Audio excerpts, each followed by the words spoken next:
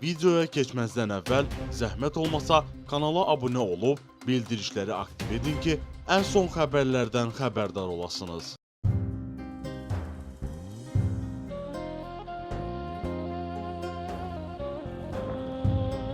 Bugün vətən yolunda canına fəda edərək adını şərəf tariximizə yazdırmış şəhid Seyid Rəşadın mövlud günüdür.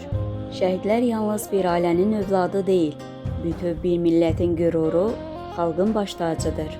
Seyid Rəşad və həyat yolu, mərdliyi, inamı və vətən sevgisi ilə burca zirvəyə yüksələn igidlərimizdən biridir.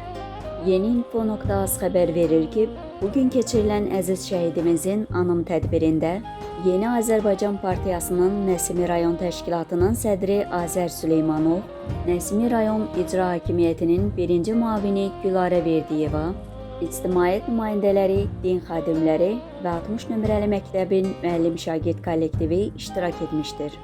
Onun göstərdiyi fədakarlıq bugün də insanların qəlbində yaşayan vətənpərvərlik nümunəsidir. Bu əlamətdar gündə şəhid Seyid Rəşadı dərin ehtiram və minnətdarlıq hissi ilə yad edirik. Onun əziz xatirəsi daim hörmətlə anılacaq, adı qürurla çəkiləcəkdir. Uca Allahdan qəhrəman şəhidlərimizə rəhmət diləyir, ailəsinə və doğmalarına səbir arzulayırıq.